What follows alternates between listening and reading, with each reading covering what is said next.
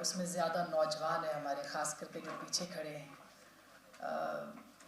یہ نوجوان ظاہر ہے کہ رول بائی فیئر، خوف کی حکمرانی، اس کے خلاف آئے ہیں. اور آج کا یہ اجتماع اس بات کی خبر ہے کہ خوف سے لڑنے کے لیے جو دلیری ہوتی ہے وہ موجود ہے. تو بہت ساری باتیں ہیں اس دور کے بارے میں جو کہ بہت سے دوستوں نے کر بھی دی کہ ہائیبریڈ رجیم ہم اس کو کیوں کہتے ہیں، ہم اس کو سیدھا سادہ مارشل لاء کیوں نہیں کہتے، لیکن چونکہ مارشل لاء نہیں ہے، وردی کی حکومت نہیں ہے، اس لیے ہم کہتے ہیں کہ ہائیبریڈ رجیم خفیہ حکومت ہے. تو مجھے یاد آ گیا جارج آرویل کا جو ناول تھا بڑا مشہور 1984، جس میں ایک بڑے بھائی کا کردار ہے بگ بردر کا، اور وہ سب کو دیکھتا رہتا ہے، اس کی نظروں میں سب ہوتے ہیں. اس کا کردار بڑا دلچسپ ہے، وہ آپ آج بھی ریلیٹ کر سکتے ہیں. پاکستان کے ساتھ تو میرا خیال ہے 70 سالوں کے ساتھ جڑا ہوا ہے، اور آج بھی وہ کردار جو ہے زندہ ہے، موجود ہے پاکستان کے لیے.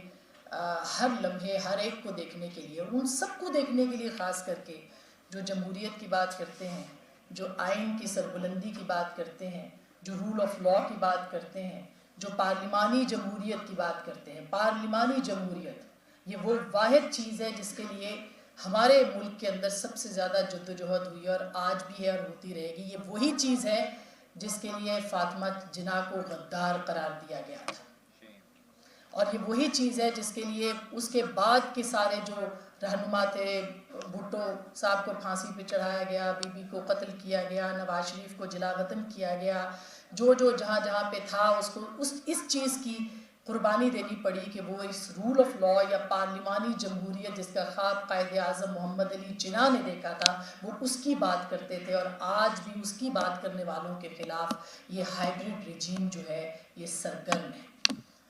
جو بہت ساری باتیں ہیں، ظاہر ہے کہ کتاب میں نے بھی ابھی دیکھی عمار کی، اور اس خوبصورتی کے ساتھ پس منظر بھی لکھا ہے اور پیش منظر بھی ہے. اس کے اندر خاکہ ماضی کا بھی پیش کیا گیا ہے اور خاکہ آنے والے کل کا بھی ہے، آج کا تو موجود ہے، کہ جس میں بہت ساری اسٹرگل جو کہ ہو رہی ہے، چل رہی ہے، وہ اسٹوڈنٹس کی ہے، وہ مزدوروں کی ہے، وہ کسانوں کی ہے. سب جو جدوجہد ہے اس کو یہاں پر مینشن کیا گیا. مجھے بہت دنوں کے بعد، بہت عرصے کے بعد، کیونکہ جب ہم چھوٹے تھے تو ہم کوئی چلتے پھرتے، ہمیں آخری دفعہ جو کان میں آواز پڑی تھی وہ مزدور کے حقوق کے لیے، کیونکہ فیض صاحب کو بہت پڑھتے تھے، اور کسانوں کے لیے ان کے جو حقوق سلب کیے جاتے تھے ان کے لیے بہت بات کی جاتی تھی. اس کے بعد سے پہلی بار اس طرح منظم طور پہ کسی نے فکری طور پر اگر لکھا ہے تو وہ عمار علی جان ہے،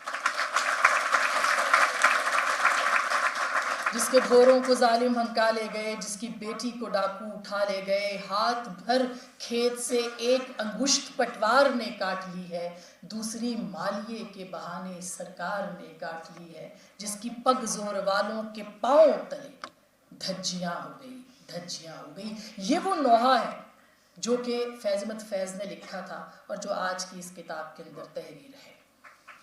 اور وہ آزادی اظہار جس کی بات آپ اور میں کرتے ہیں، اگر ہم نے آج اپنی بات کہنی ہے، اور ہمیں کہنی ہے، اس لیے کہنی ہے کہ ہم چپ رہ کے بھی مر جائیں گے، ہمیں خاموشی مار دے گی. اور اگر ہمیں خاموشی مار دے گی تو پھر ہمیں بول کے مر جانے میں کیا حرج ہے. ہم یہ تو بتائیں گے کہ زبان ہے، ہم یہ تو کہیں گے کہ لفظ ہیں، ہم یہ تو کہیں گے کہ انداز ہے، ہم یہ تو کہیں گے کہ فکر ہے، سوچ ہے. اسی فکر سے تو سب جھگڑا ہے، اسی سوچ کے ساتھ تو سب تکلیف ہے، پریشانی ہے کہ یہ سوچتے کیوں ہیں، یہ بولتے کیوں ہیں، یہ اظہار کیوں کرتے ہیں، یہ بات کیوں کرتے ہیں، یہ اپنی بات کیوں کہتے ہیں. یہ کیوں کہتے ہیں کہ ایک معاہدہ جو ریاست نے عوام کے ساتھ کیا ہے اس میں عوام کی بات ہے، خواص کی بات نہیں ہے.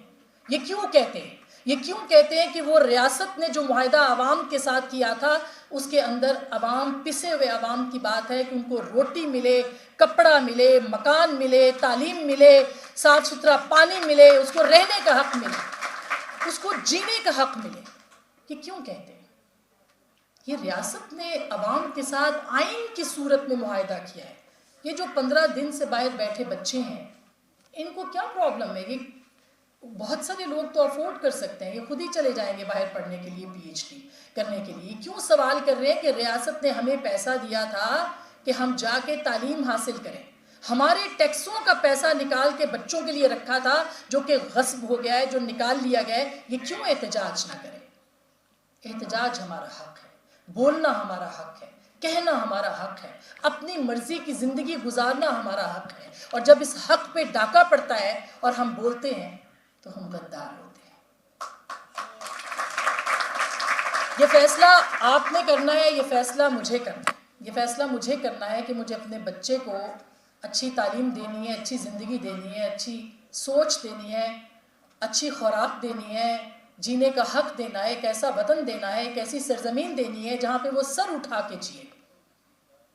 وہ سر اٹھا کے جیے, اس کے اوپر الزام نہ ہو, اس کے اوپر بہتان نہ ہو, اس کے اوپر قدغنے نہ ہو, اس کے ہاتھ نہ باندھے جائیں, اس کی زبان نہ سی جائے, اس کے لفظوں کو کنٹرول نہ کیا جائے, اس کے دماغوں کو کھوپے چڑھا کے چھوٹا نہ کر دیا جائے.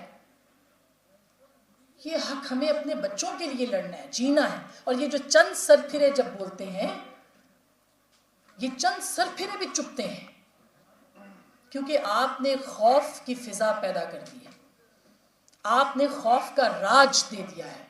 جو بولے گا اس کو گالی دیں گے, جو بولے گا اس کو گولی دیں گے. گالی اور گولی کے راج میں سچ زندہ ہے, اس لیے کہ سچ پابستہ حالات نہیں ہوتا. سچ اپنا رستہ خود بناتا ہے, سچ تاریخ بناتا ہے. کم از کم عمار علی جان اور اس کے والد سرخرو ہوئے. عمار علی جان سرخرو ہوگا کہ جب یہ سب کچھ ہو رہا تھا, جب حقوق غصب ہو رہے تھے, جب عوام کے زبانوں پر تالے لگائے جا رہے تھے, جب ان سے جینے کا حق لیا جا رہا تھا, اس وقت یہ تاریخ کے سیدھے ہاتھ پہ کھڑا تھا. تاریخ کے سیدھے ہاتھ پہ کھڑا ہونا ضروری ہے. بہت کچھ ہوگا ابھی آنے والے دنوں میں, اور بھی بہت کچھ ہو سکتا ہے, اور بھی مسئلے ہوں گے, بہت مسائل ہوں گے, بہت سے پرابلمز, پریشانیاں ہوں گی. لیکن میرا خیال ہے کہ جو سب سے زیادہ اہم بات ہے, جو کہ اس میں آزادی اظہار کا بھی ہے, اس میں لکھا ہے کہ غدار کون تھا, کیسے تھا, کیوں تھا, یہ کیسے غدار ہوئے, ہم کیسے غدار ہوئے, یہ سب کیسے غدار ہیں. یہاں تو غداروں کی تعداد اب اتنی بڑھتی چلی جا رہی ہے کہ محب وطن ڈھونڈنے پڑیں گے.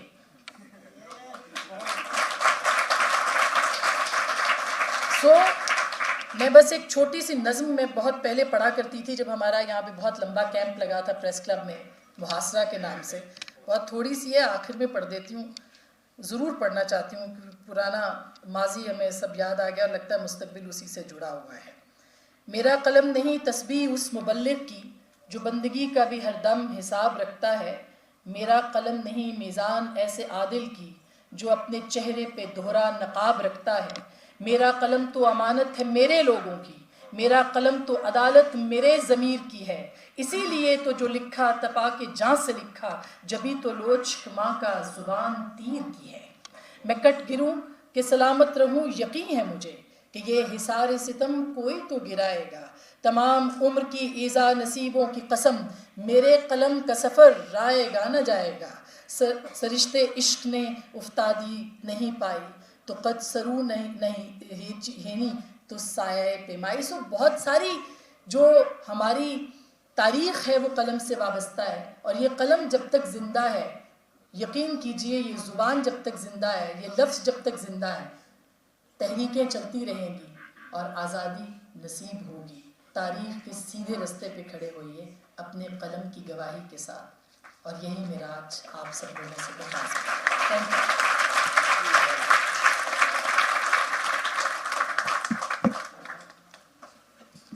بہت بہت شکریہ. اسما صاحبہ نے کہا تھا کہ یہ جو چند سرپرے ہیں, یہ چند سرپرے ایک امید ہے ان محکوم قوموں کے لیے, ان مظلوم عوام کے لیے جو بے آسرا ہے. یہ ان کے لیے ایک امید ہے اور یہ ان کی ہیروز ہے.